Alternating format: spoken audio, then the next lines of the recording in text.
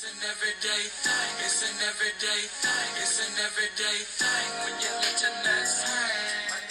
So now I'm sitting before agents and special agents, FBI agents, and they're basically sitting in chairs right before me, and they start telling me basically how important it is that I tell them the truth. And they basically tell me that, hey, you're not dealing with the state, you're dealing with the federal government now. And the difference between us and the state is that the federal government, we don't have to prove anything. We just need somebody to say your name. Whereas the state has to meet a burden of proof. And so I'm not comprehending all this stuff they're saying. All I know is that I came down here to answer some questions and tell them the truth. And that's what I planned on doing. So basically they start giving me like this rundown of how, he basically worked for them for years and how he helped them take down so many different people, basically telling me, don't believe the hype about him because he was on his hands and knees begging them, and that he did such a good job with them that they offered him a deal of a lifetime, a deal that no one that they ever knew ever got because of the work that he did. And so basically they saying, do you know anybody who commits a crime and only stays a night in jail? And so I was like, no, because I didn't even know anybody that was in jail.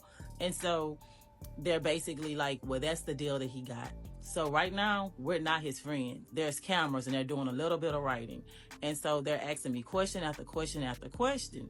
And so I'm just telling them the truth, probably more than what they needed to know. I'm just telling them everything. And so at the end of this interview, they basically tell me, we're going to put him away for a very long time. The only thing we need for you to do is move on with your life. Leave him alone. Well, they shake my hand and everything, and they basically tell me that if we need any more information, we'll be in contact with you, but we think this is good enough. And so I'm like, okay. And so they walk me back out the same way that I came. My mom is waiting for me. I'm in a car boohoo crying. And she's like, what did they tell you? And all this. And so I'm like, well, they just told me to move on with my life, that they're going to put him away for a long time. And so she was pretty much like, poor him, poor him. So now I'm basically back home, and he's calling the phone. Like, if it's a number that he'll never forget, it was my parents' number. And so he's calling over the phone. And so we're having these conversations over the phone, and he's basically telling me that, he's going to get out of this, he's going to fix this, and telling me how he's going to make everything right with me. A lot of stuff is going to change. And so I'm basically listening to all this stuff. And then I tell him, I said, the agents had me come down and I had to talk to them. And he was like, oh, you did? What did you tell them? And so I said, I basically told him the truth. I told him everything. He said, why would you go and do that? Do you not know what you just did to me? And so I'm pretty much like, no, what did I do? He was like, you just put me away. And so I'm pretty much like, well, I wasn't trying to put you away, but they were saying that I was going to go to jail if I didn't tell the truth, and I don't want to go to jail. He was like, they pretty much just sat there and they played with you. They wanted you to say that there was nothing that they could do to you if you would have said that those drugs were yours. Well, of course, then I didn't know I was being manipulated. Like, anyone who loves or cares about you would never ask you to say that you're guilty of something that you're not. And that's basically what I was sitting there doing. And then I was feeling really, really bad because I felt like now I had done something to him. And so he pretty much was telling me I need to come down there and I need to see him. And so I started going, make my regular visits once or twice a week to see him. And then I came one day and I see her down there. She's down there at the window talking to him when I walked up. And so I turned around and I went back outside, and I'm waiting for her to leave so I can go in there and I can talk to him now. And so I go in, I sit down, and I'm talking to him, and he's pretty much telling me, I need you to call the agents back. So he's now asking me to contact one of the agents that I had previously been interviewed by. And he's telling me I need to call the agent and tell the agent that he really needs to speak to them. Is it any kind of way they can come down there and speak to him? And so I'm like, okay, I'm going to call them and I'm going to let you know what they say. So lo and behold, my stupid self at the time, I done called the agent on the phone, and I'm pretty much like, hi, how are you doing? At this time, I'm 21 years old. I still don't know a lot. And so the agent was pretty much like, he was on a stakeout right now while I was calling him. And I was like, oh, I'm sorry, well, I was calling for, such and such. And he was like, okay, what do you need? And I was like, well, he said, can you come down there and talk to him, or send somebody to come and talk to him because he got some information. And lo and behold, the agent blows up on me. Tell that SOB we're not dealing with him anymore. We're not going to deal with him. This time we're putting him away. And so I'm pretty much like, okay, all right, thank you. Have a good day. And I hang up. So he calls me back later on that evening. I'm like, well, I spoke to the agent, and he was yelling on the phone and screaming. He said that to tell you that they're not playing with you, they're going to put you away. And so pretty much he got quiet, and he was like, well, okay, yeah, they probably just want me to sit up in here for a little while, and they're going to come and talk to me. Well, they actually never came to talk to him. Like, I literally visited with him in the jail for maybe like 9 months. Then eventually, I guess he was sentenced to 8 years, and he went off. So he went off to prison, and I didn't communicate with him past that point, because in our last meeting that we had, when I came to visit him and sit down with him, he was confronting me about a lot of stuff, that I heard this, I heard that. And like, of course he was in there, so I had to move on with my life. I was happy. It was the best time ever. I had new friends. I was able to hang out and just enjoy myself. And so I wasn't under the umbrella of him, and he didn't like that. And so he ended up going off to prison. I visited him one last time, and he's sitting there looking sad, telling me that he was so disappointed in me. He can't believe, after all the stuff that he's done for me, how I turned my back on him. And I hadn't turned my back on him. I answered the phone calls. I made the visits, even though, we weren't together anymore. And so he went off to prison, and my life went on. And then sometimes you just don't learn. He got out. So now we're somewhere in 2007. Some years have passed.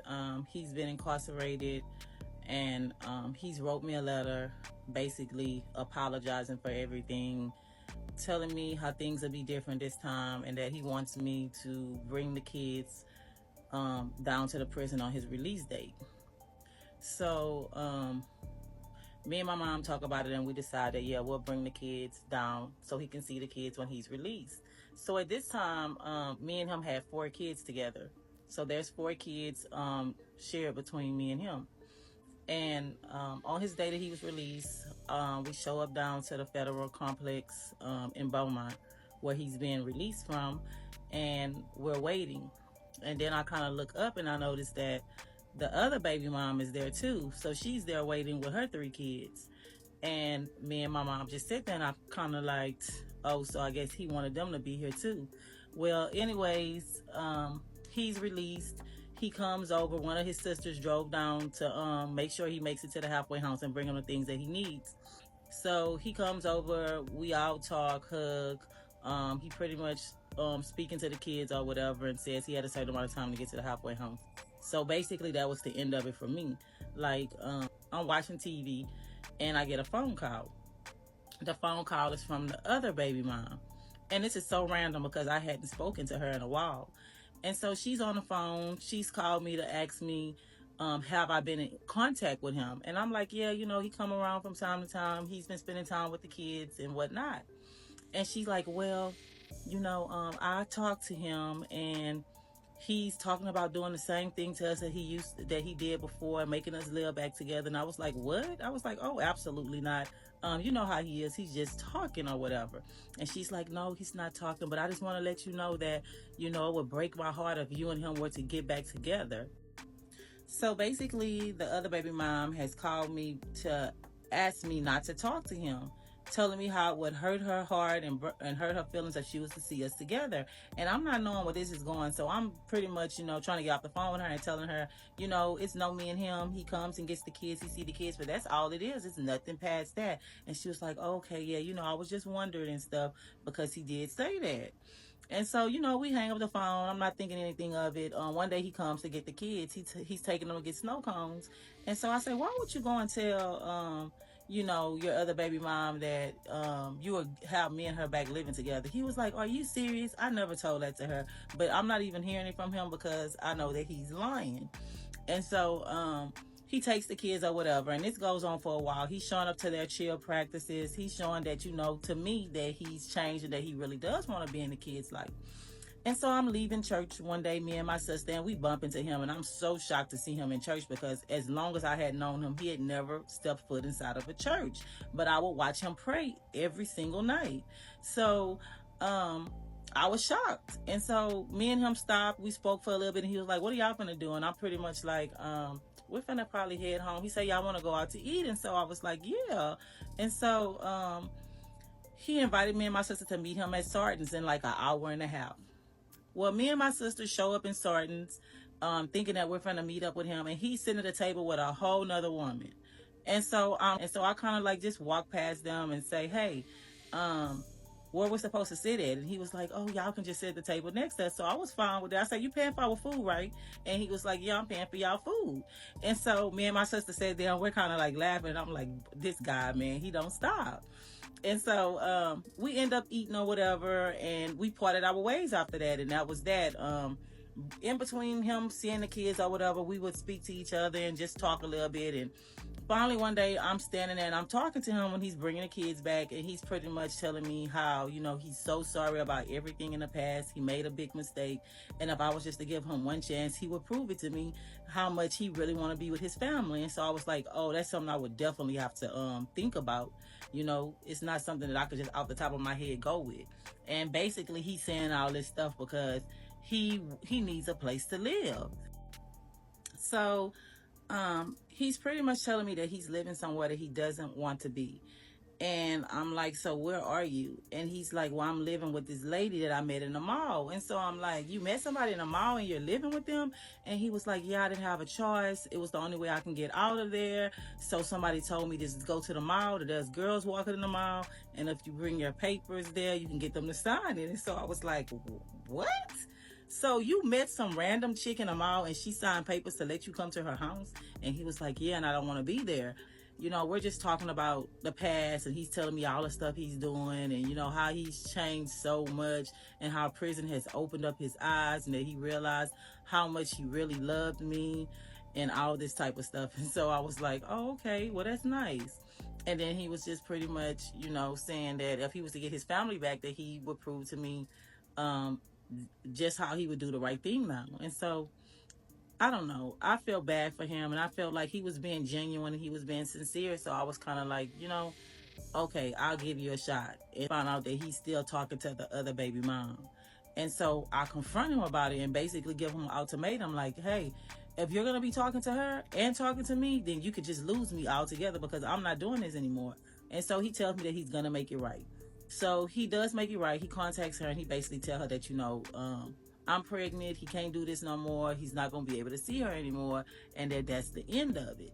And so basically that was the end of it. He didn't pursue her anymore. He didn't talk to her anymore. And he wasn't in her place anymore. Well, we decided that we're going to move because he's been robbed like 4 or 5 times now. There's been home invasions and all this type. So he's also at the time running illegal gambling business. And at first he started running this gambling business out of hotel rooms. But then the gaming board got behind him because I guess somebody reported him. He was winning a lot. He was making a lot of money. And so he had this whole casino style craps table. And he would bring it around wherever he go. And he had so many people involved in this gambling organization that he had going on. So within that first year of him doing this, he made $500,000 off of just these gambling games. Well, lo and behold, they end up getting a house to do it at. And they're gambling out of this house. And some of the people that he's affiliated with, his friends, are involved in this. And so some guys come in that they hadn't seen before to gamble, except they're not really there to gamble. They're there to rob everybody. And they end up pulling out guns on everybody and robbing everybody. He pretty much tells me, hey, something happened tonight. You know, some guys set us up. We got robbed. But no guys had set him up to get robbed. It was his own friends. And so when I found that out, I was like, and you bringing these people to our homes where we live, where we sleep with our kids? This is not how you used to live before, you know? And so he was like, yeah. So we need to get alarm systems installed, camera systems, all this kind of stuff. So here I am contacting ADT. Right after this happened, he hadn't gone out for a little bit. So we're laying in the bed at home watching TV. It's like 2 o'clock in the morning. And all of a sudden we hear a bang and the alarm start going off. And so we jumped out of bed, me and him both. And I'm thinking that he's going to run before me to try to see who it is getting inside the house. We don't have a weapon. We have no guns at this time. Well, I end up going by myself, hitting on every light, going down the stairs to try to find out what's going on inside of my house. And so I don't see anybody anywhere. Like somebody tried to get in through one of the back doors, but they must have ran off when the alarm system went off. And so I done called 911 and everything. I get upstairs, go to the bedroom. I'm looking for him, to see if, he's checking on the kids or whatever. He's jumped out of the window and already started to make a run for it, to leave us to fend for ourselves. And so I could not believe that he had done something like that. Here we are after he tried to make a run for it. I'm terrified in the house at night now, knowing that someone has tried to basically invade my privacy, invade my home with me and my family. So he would be out a lot. So he would leave and, go to casino, go run his little gambling games and whatever else that he would do. And so I would be at home a lot. And so I would tell him, I'm here a lot by myself. I'm scared. I don't know if somebody's going to come in here. I have to stay downstairs to listen. And so he tells me that I need to get a gun. And so I pretty much knew that he was a convicted felon or whatever, and that he couldn't possess a firearm. But I told him it didn't have anything to do with me, that I need to be able to protect my family. And so he agreed with that. So I ended up going to get me a 9mm semi-automatic with the red beam light on it. I had never shot a gun or fired a gun before, but in that moment, at that time, I was just like, if somebody kicked my door, anything, come into my house, I'm just gonna come out blasting just like Al Pacino did in Scarface. Like, I pretty much wouldn't care, because at that point you done tried to come into my home, and I felt like I had every right to protect myself. I never was thinking about the dangers of him being in the street, the work that he had done in the past with the government, and all the things that was crazy going on around us at the time. All I knew is that I loved this man, I had his kids, and that he was providing for me. He was giving me the security, basically, that I thought that I needed. And so on one occasion, we kind of discussed if somebody was to ever try to break in a house again while I had the firearm and he was there. He pretty much told me that he would do the killing and that I could just say that I did it. And I was like, okay, well, I'm fine with that then. If you're here, then you can do that. And then I'll just say that it was me. Eventually, he ended up getting robbed while he was out one night. And so he comes home and he tells me that this is it. Like, we not living out here no more. It's too many people hating, people trying to find out where we live at. We have to move. So I felt that everything was all good. Valentine's Day had rolled around and he had said he had made reservations for me and him to go to a popular restaurant to have dinner. And so that night after dinner and we returned home, I took a shower, and when I came out the restroom, he had roses and he was on one knee with a ring. And so I was like, what is this? And he was like, baby, this is the ring. I want to marry you. I want you to be my wife. And so I was so excited. And so I was pretty much like, okay. And he was like, so we're going to talk about when we're going to do this. And he put the ring on my finger. So, Houston ended up turning out to be the worst move of my life. He proposed to me, put a ring on my finger. Every time I would bring up when we're going to go and get married and stuff, he was like, be patient. It's going to happen. I have all the money. I'm going to give you this big, lavish wedding. And so I was holding on to that. All the while, he was going out, staying out late nights, sometime not returning home until the next day. Well, me, I was never thinking about him going to a strip club or what could happen inside the strip club until some time had passed around and his phone would be ringing off the hook when he was at home. And I was always like, why is your phone ringing so much? And he would always just tell me, oh, baby, that's business.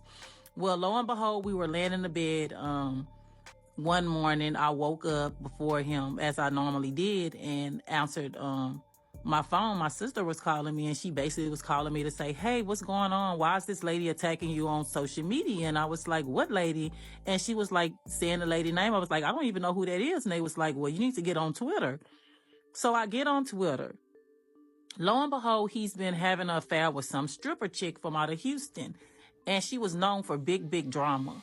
And so I had very little followers at that time. I really didn't entertain Twitter that much. It was fairly new to me for social media. However, she was on social media attacking me, telling me how she had been in my home, she had been in my car, she had been in my bed, she had met my kids. And it was just like so much drama, and I knew that most of it was lies, because I was trying to figure out, when would you have ever been inside my home, in my bed? Even if I blocked her, she would make a new page. She would have all these followers come follow me. And then out of nowhere, we hadn't even been in this property for maybe 6 months. And one day I got on social media and I had her blocked, and one of her followers that followed me sent me a screenshot. And she was like, is this your address? And I was like, reading the message, and I was like, oh, that is my address. And she was like, well, this is your address. And she's putting it out all over social media, telling everybody to go to your house and rob you. So just the fact that I was finna have to move with my kids and pack up because this lady had exposed my address after I was just starting to get comfortable in the new place that I was in had pissed me off. So in those short months that we had lived in Houston, I had became friends on social media with a lot of the girls who dance in the strip clubs. They would hit me up from time to time, and, we would just like talk and I would ask them about themselves and stuff like that. Well, one of the strippers told me that she didn't like how that was going down with her putting the address out there. And she asked me, did I want her to kick her ass? And so I basically told her, shit, I'll give you $5,000 if you kick her ass. Well, lo and behold, I didn't think it was going to happen. And she showed up in the strip club one night and she got the hell beat out of her. And she still didn't stop. Like, even after she got the hell beat out of her, she still didn't stop. She kept on harassing me. And the reason she was harassing me was because he was still communicating with this lady, and he kept on saying, I don't know this lady. I don't mess with this lady. This, that, this, that. And I was pretty much like, well, why does she keep harassing you? Why is she harassing me and stuff? And then finally one day I'm chilling at home and it's a knock at the door, and it's the police. They're looking for him, saying that he has assaulted this lady. So there's a knock at the door. I answer the door, and it's law enforcement. And so I'm asking them, what is this about? And they're basically telling me that they need to speak to my husband. And so I'm pretty much asking them, like, what's going on? And I invite them in. And so they come inside, and they're standing in the middle of my foyer, and they're back basically telling me that, there's an allegation of assault against him, that a young lady filed a police report and she was pretty banged up. And so at that moment, I was kind of like, okay, so I know exactly what's going on. And so I said, well, let me go and get him. So I went upstairs and I told them, hey, law enforcement is downstairs. They want to talk to you. They said something about assault, and I don't know if they're going to arrest you. Well, he put on his clothes. He comes downstairs. When he come downstairs, the officer is pretty much standing there, and the other one, and they're questioning him about this young lady.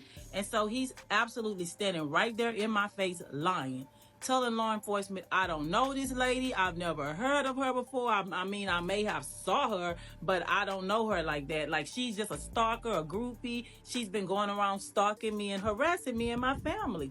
So right then and there, me and him break out in an argument in front of law enforcement. So I'm telling him, no, he knows this lady. She's posted a picture with him. She even posted a picture of him laying in the bed on the side of her. And that's why we have so many problems in our house right now. And so he's basically saying that picture was photoshopped, like right there in my face, when it was absolutely him.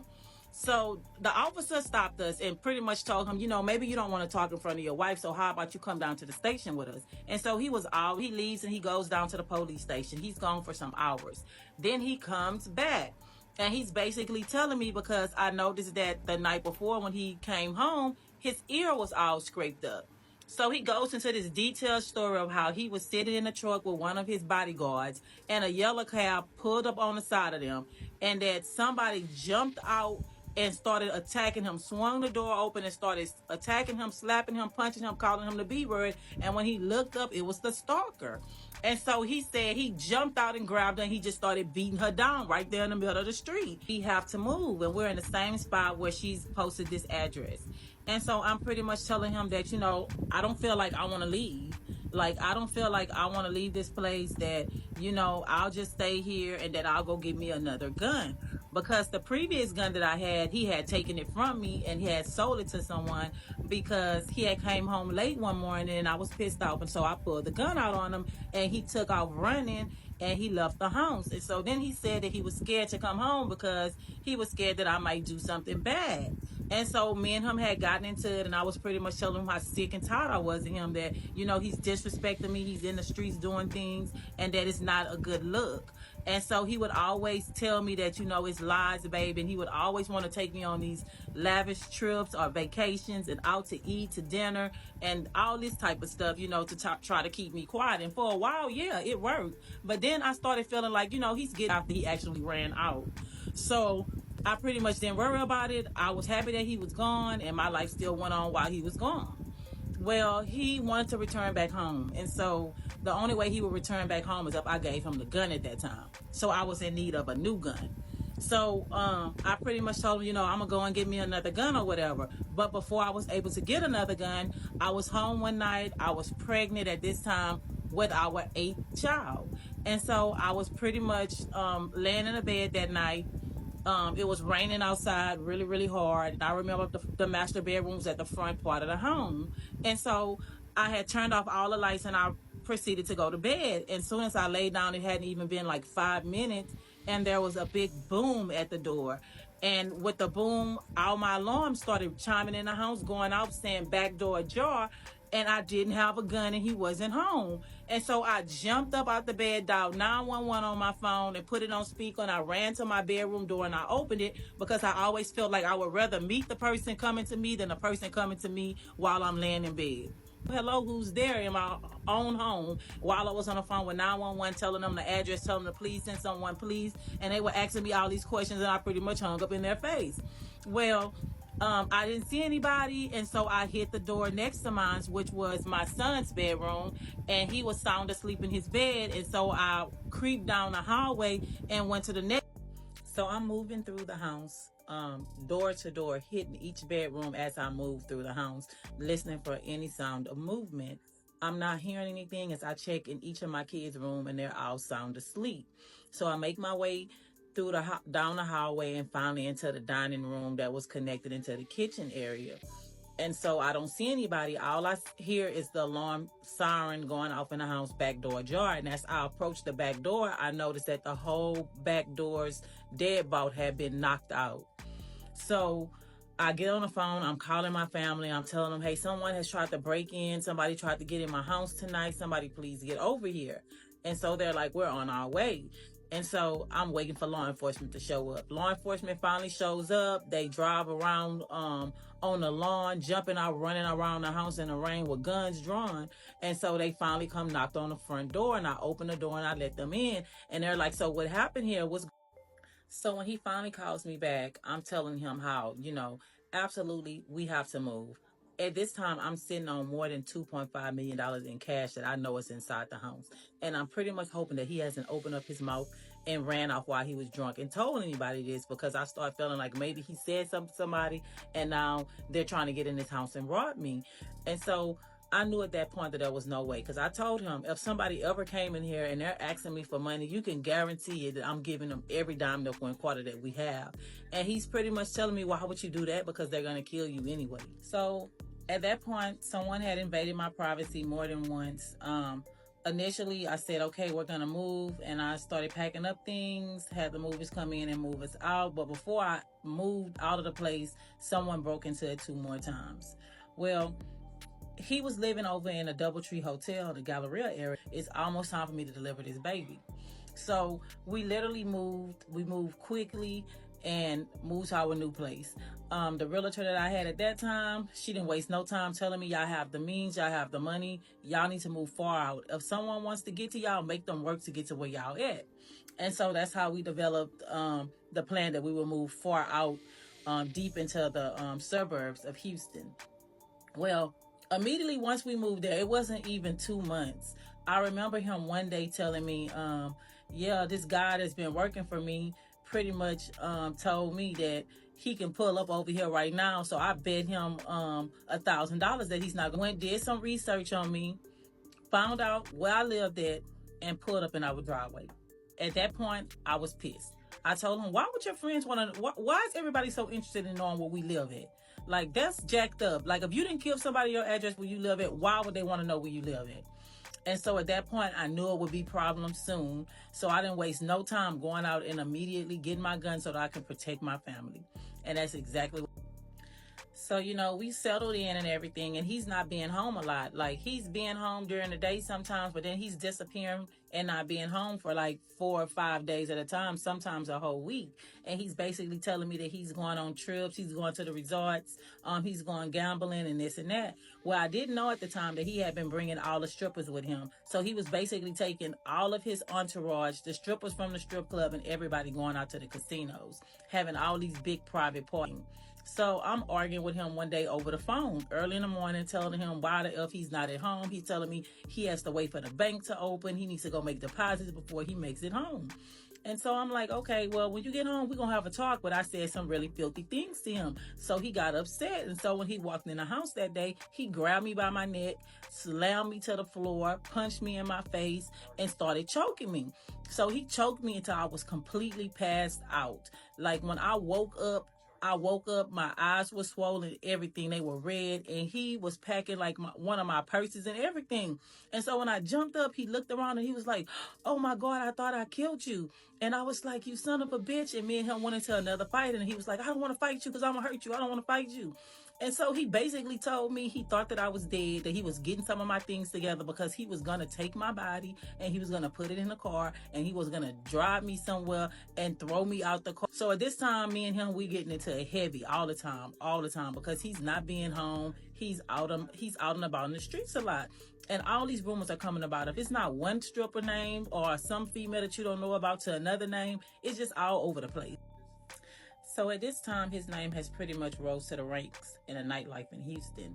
They have pretty much changed his name, and they're now calling him King, and then King of everything. He's in a club. He's throwing tens of thousands of dollars a night, month after month after month. And so now I'm on the edge. I'm kind of like, hey, why are you in the strip club throwing all this money like this? Like, what's going on? And he's like, oh, baby, that's just a show. That's just a game. So, one day I'll go to check the safe that we had in the house. I want to see the amount of money that we have inside this safe, because the money that I was sitting on at one point was $2.5 million flat. He said, if something ever happened to me, baby, this is for you and the kids so that y'all can live afterwards. Okay, I'm checking through this money. The money is all the way down now to under $500,000. I'm freaking out. I'm like, this money was not supposed to be touched. So now we're towards the end of 2012, and I'm headed to the hospital to deliver our 8th child, which is expected to be a son, another son. He's a little upset that the labor is taking a very, very long time, that I've already been in labor for over a day. And so he decides, well, baby, I'm going to come back and check on you later. So he leaves the hospital, leaves me there in labor. My aunt is there with me, one of my cousins, my sister, her husband. I have a fleece of people there supporting me during this delivery. And so he's out in the streets. He's at the club. He's texting everybody, texting me, asking me how much longer it's going to be. Let him know whenever it's time for me to start pushing, he's going to be on his way. Well, anyways, they stalled the label as long as they could with an epidural. We're hoping that he makes it to the hospital in time. He doesn't. My sister posts to social media. My sister just delivered her baby with a picture of my baby. And then it got to the people in the club, and they're congratulating him. Hey, your baby was just born. He leaves the club with a whole entourage. He comes to the hospital in the middle of the night with this huge entourage with him. A security guard comes to my room and then says, hey, your husband is here. He has about 20 people with him. We're not allowed to let that many people in the hospital at this time. But is it okay if him and maybe 3 or 4 people come up? And I was like, yeah, it's fine. So he comes up with his favorite of friends, telling them all that they have to give me money. He gives me a total of $10,000 himself for that delivery, apologizing that, he's sorry that he didn't make it in time, but that he's celebrating like hell tonight and just all that type of stuff. Well, anyways, he ends up leaving, telling me he has to go back out there. The people are waiting for him at the club, so they all leave. So in the middle of the night, my phone starts ringing at the hospital. I answer the phone, And lo and behold, it's that stripper, the same one that he done got in a fight with, calling me to say that when she saw him in the club, she saw the room number on something that he had tagged onto himself, and that's why she was calling to tell me that, he had been with her that night and all this type of stuff. And so I pretty much was like, okay, at this point, I don't know why you keep calling me. You can have him. Like, I don't have a problem. Like, take him. You can have him because I'm sick of him at this point. Like, you can literally have him. If you can take him away, please take him. And she's like, okay, well, I just want to call and congratulate you. And I was like, well, thank you very much, but please, And so he showed up to the hospital with his mom the next day. And I'm pretty much pissed and he know it. And I'm telling him, so, your little whore called me up here at the hospital and said you was with her, and he just gets so upset. It's a lie. I wasn't with her. I was in a club. He's starting to be home more. He wants to be home more. He's spending more time with me and the kids. We're going all these places together. And, we're actually being the family that I wanted us to be, that he said that we would be. And so I'm kind of excited about this. For a moment in time, he's going to the club lesser and less. We're enjoying ourselves. The streets is not seeing him that much. Well, he's still running his business. And once the business starts booming again, then here we go again. Now all of a sudden he's starting to be back out there again. He's not being home. I find out that I'm pregnant again. I'm so disappointed that I'm pregnant because I wasn't supposed to be pregnant. Like, I was on a birth control patch. I woke up one day, I'm cleaning up our room, and I don't know how long this patch has been out for me. Like, he literally pulled my patch out for my back, and I didn't even know it was gone until I went to clean the room, and he had stuck it to the side of his nightstand. And so I'm furious. I'm like, why would you do that? Like, why would you do that? And he's basically telling me it's time for me to have another baby, and I just literally had a baby. Like, the baby is maybe 2.5 months. So I'm pissed. Lo and behold, it wasn't even another 2 weeks. I found out that I'm pregnant. I'm pregnant again. I'm just so upset. And so I'm pretty much contemplating an abortion finally. I'm kind of like, I don't want to have any more kids. Like, you're keeping me pregnant. It's every single year. I don't want to have any more kids. I'm finally starting to be able to move around a little bit more. And so he's telling me how I better not kill his kid and this and that or whatever. Well, anyways, I end up carrying the pregnancy to term. We have another son at this time. This will be our last kid that we will have. So I was on my P's and Q's with everything when it came down to him, because I felt like he would keep me pregnant as long as he could keep me pregnant, because he pretty much wanted to be in so much control. So after I had this baby, he's now inviting me out more. He wants me to come out to the club. He wants me to come hang out sometime. And so I'm getting together with my friends and getting my sisters, and we're like going out to the club, He's saying, come on, I'm going to show y'all a good time. So I'm coming in the clubs with him or whatever with my family. And so I just remember he was having a conversation one day, and he was whispering a lot on the phone, but I kept hearing him saying stuff like he was tired of paying. In a short time that we had been in Houston, which is a few years now, he had been being extorted. So I'm like, hell no, $10,000 a month? Are you serious? You've been paying this to these fucking idiots? And he's pretty much telling me like everybody has to do this, but that he's sick of doing it.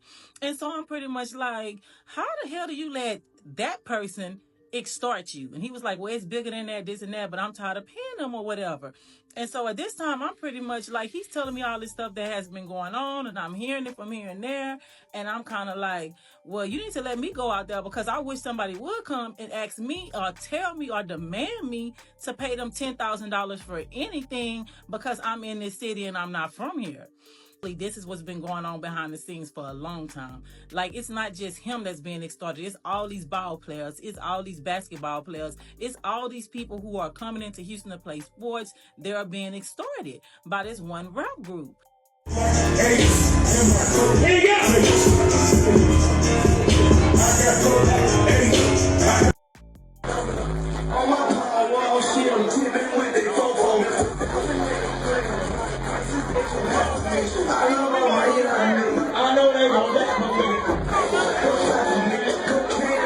So the extortion game is deep in Houston, and it's a lot going on behind the scenes, on top of the fact that he has a huge entourage. And some of these people have basically left their families to come run with him in Houston. He's housed these people for nearly 3 years now at this point.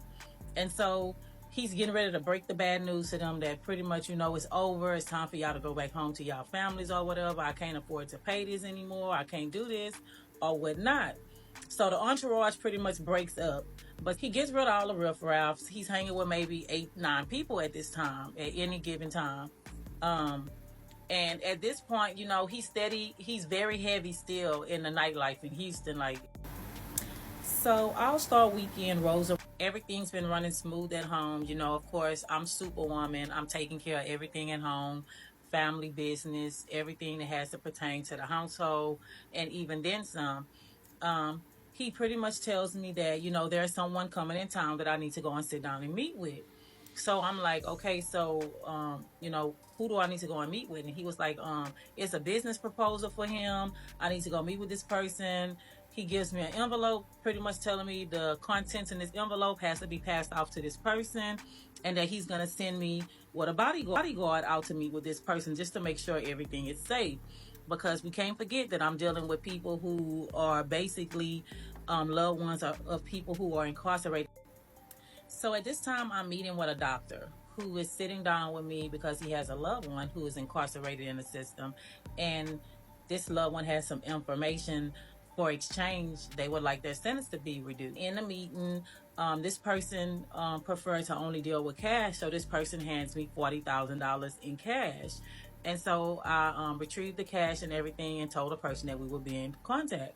Laying in bed and I receive a text message. And the text message is from Twitter, a name that I don't recognize, which often did happen. I would get messages from profiles of persons that I had never heard of and didn't even know from all around the U.S. just because of my affiliation to him. Well, this person message was very specific. They basically wanted to let me know that they had come down for All-Star Weekend and that they had a relationship with him on All-Star Weekend and that they were impregnated with his child. And so I saw the message and I was ready to blow up. And I just waited for him to return home. And when he returned home, I'm pretty much telling him like, hey, what is this? Who is this person? And he looking at it and his eyes is getting big and he's telling me, never saw this person in my life before. Don't know who that is. Why do you let these people get you so riled up? I don't know that lady. That's somebody, that's some group that's probably trying to extort you for some money. So, I mean, it was no secret that he was very flamboyant. He was the best dressed in the club. He was very handsome. He was charming. Even my friends would say, hey, I don't know how you let him just go out there like that. Can you imagine all the ladies that's probably all over him at all times? And so I really too much didn't care because I knew him outside of what they knew him as. Home this morning and he's basically telling me, hey baby, I found the way we finna make some millions and millions of dollars. And I'm kind of like, okay, because it's always something with him. I'm like, okay, so what is it? And so he's telling me, well, last night I ran into these Africans in the club and they pretty much told me that where they're from, their money comes black and that they need help from somebody in the United States to give them money so that they can get their money sent over here. So right then, red flag, I'm not stupid, I'm not dumb. So he leave the club with them that night. They hang out, go eat, everything. He's telling me they have nice cars, they wearing nice clothes like him, they got nice jewelry, everything. And so he's giving them some money and they came back and they met him and that they started taking this money that they have and they're pretty much doing something in the trunk of the car with this money while he's standing there. And the money is all black is what he's telling me. They wash the money up real good and then tell him, if you think we're lying, we want you to take this money and bring it to your bank right now. So they go follow him to the bank. He goes inside the bank in Houston. The money is almost still wet. He goes in the bank, go up to the teller. He turns in this $500. It rings out perfectly fine. Oh, he's so excited now. They promising me $200,000 in return, and after they give me the $200,000, I'm gonna keep on flipping this. And so, I mean, all of the red flags for me were up because I'm kind of like, I don't believe this. Like, this doesn't even make sense to me. Of course, I don't even need to get on Google to know that this doesn't make sense to me. Some time passes by, they do this deal. He has decided that he's going to give these people $50,000. So he do $50,000 with them, and they're basically telling him that the 50 that he's gonna give, they're gonna give him $100K in return. So So of course he's giving them this money and agreed to meet with them afterwards. So he takes 3 people that he trusts the most with him, and they're to go and meet with these Africans at a hotel room. So they show up, they go inside, he exchanges the money, and he say it's strong smells inside the room of like bleach, ammonia, and something else, that the guys are standing there look like they've been cut up, beat up, and everything. And so he's just thinking that this is like their workers or whatever. And so they're in this room, and then the guys all of a sudden put masks on, like face masks. And so the strong smell is overtaking them. They can't take it anymore, so they leave out of the room, leaving these guys in here with all this money and this stacks that they're saying that they're going to wash for him, that he's going to have 100K in the next 2-3 hours. So all this is going on. Him and his little friends that he trusts so much step outside. They're gonna go sit in the car because they was like, oh, that smell was so bad. We don't even know how they were able to stay inside that room. Well, the time passed, the guys come out. They hand him a safe and say, hey, so you're gonna hold on to this safe, and we got this key. We're gonna meet you back here in a few hours. We'll call you to come back and meet. Everything should be done. The money is in the safe. Hours pass. He comes home. He's laying in the bed with me, telling me I got to save. They're supposed to call me back. Hours and hours pass. Nobody calls him back. He gets on the phone. He start calling his number. They're not answering. So he tell me, hey, baby, call his number off your phone. So I call the number off my phone. Another red flag. Google Voice number.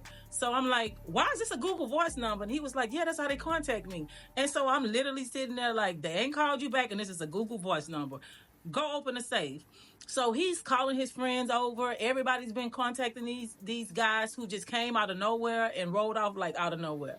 And he's calling them. No, everybody shows up to the house, and we take this safe. They're trying every method possible to get this safe open. So finally they decide that, hey, we're going to take an axe and put an axe to this safe, a drill. They did everything. When the safe opened, it was exactly what I expected it to be. So it looked like it was stacks on stacks of money inside this safe. It was far papered over, wrapped in rubber bands. Immediately, once they unveiled once they took the far paper off of what was under, it was complete black construction paper. No money. So the Africans basically got away with 50 grand. He said that like it was no big deal looking at me. And so I pretty much felt like it was a big deal. So I got on the phone and I contacted the FBI. I explained to them that, my husband had been approached by some Africans who were from New York. From what they said, they were out in Houston partying for a month, and that he had given them 50 grand. In exchange, they were supposed to give him 100 grand. However, they took the money and they ran out.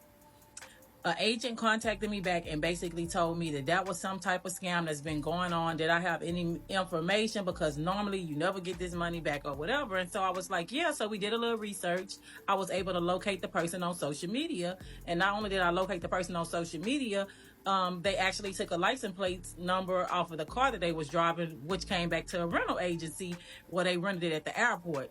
Well, we just so happen to have known somebody down there who was able to give us a copy of the identification. Well, he decided after this, he's going to make a month trip to the casino to get this off his head. And I'm kind of thinking, you're going to the casino, you lost 50 grand, you're always in the street throwing money, and now you're finna go throw away some more money. He pretty much told me he needed a vacation, a break. So he leaves and he goes. Well, he goes, and so as going on, he kind of invited me down. And so I was pretty much like, I'm not going to be able to come down because I don't have anybody to watch the kids. And he's basically telling me, yeah, come bring all the kids. And I'm like, there's no way I'm coming to the casino and bring all the kids. Well, in the past, we had been over to the resort at the casino, and normally there's someone that could come up and watch the kids for you if you're going down to gamble or out to eat or whatever. But I decided, no, that's not what I want to do. It's just too much a hassle for me. Well, anyways, this time passes, and he comes home. Like, he's literally gone for a whole month. Turning home, I get a message from a number that I don't know. And this message clearly reads, he should be on his way home to you now. And so I'm like, who the hell is this messaging me? But he's already walked in. So then I go to calling the number while he's the one in the restroom.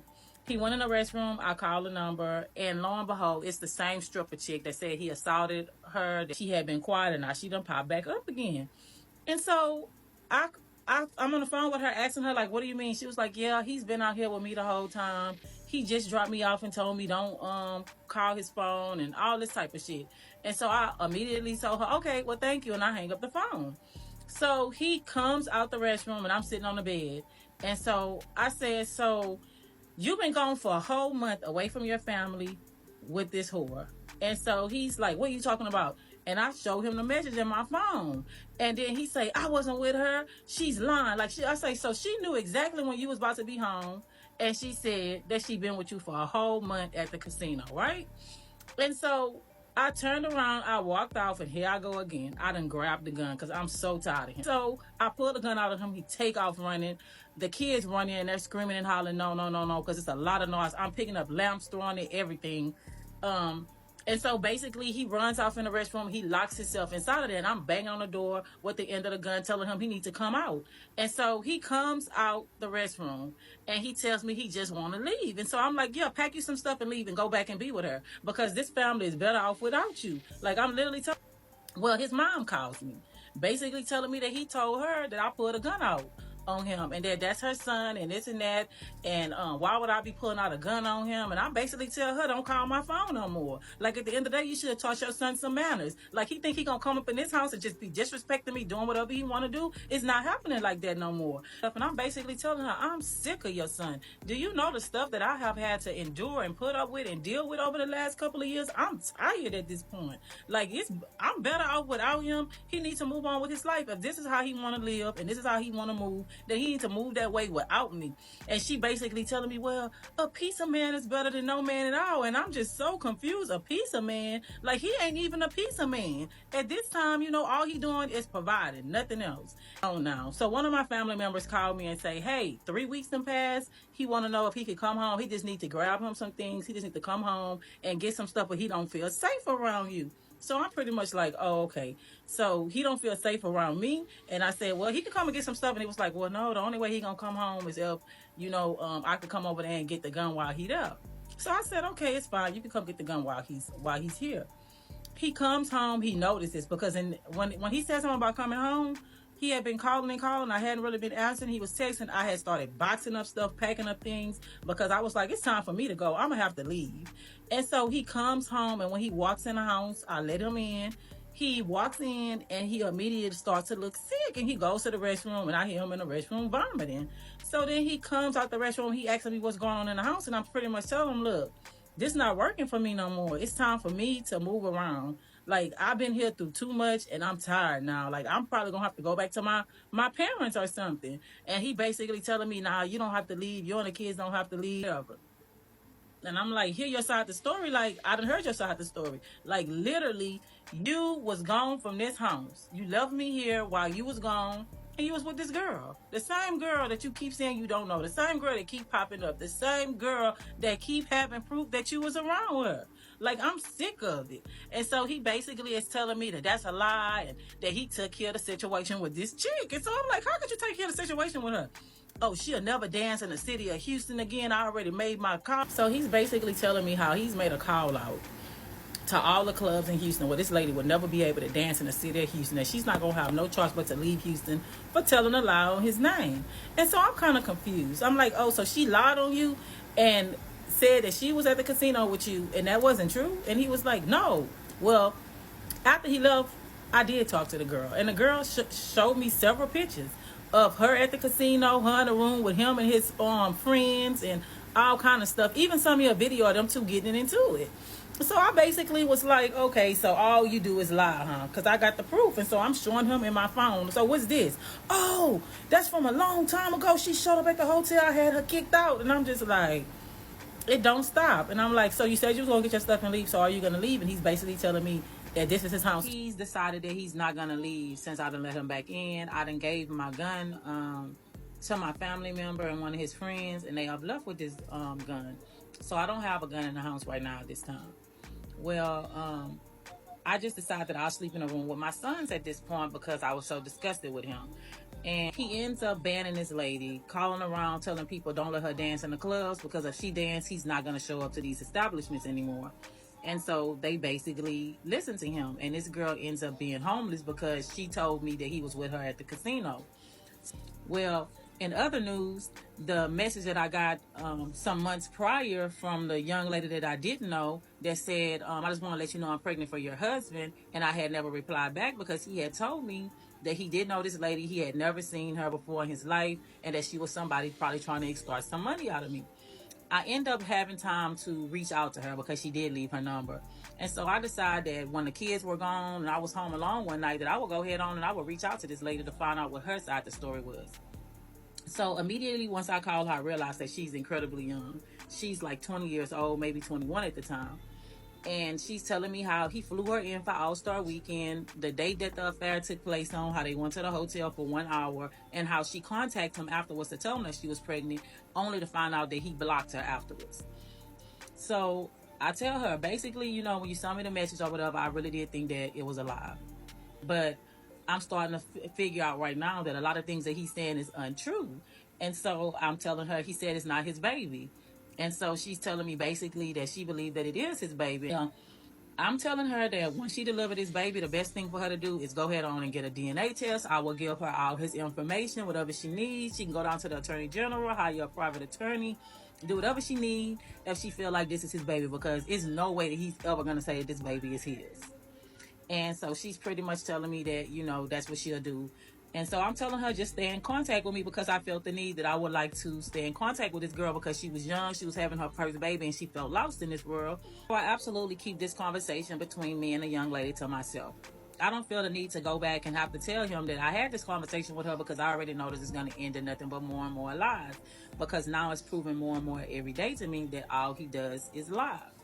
Well, anyways, we're moving forward. So I know if I ever confront him about something, he's going to come up with a great lie. And he would lie so good that even if you believe the story when you're telling it to him, he's going to turn it on you to where you're going to start having so much doubt.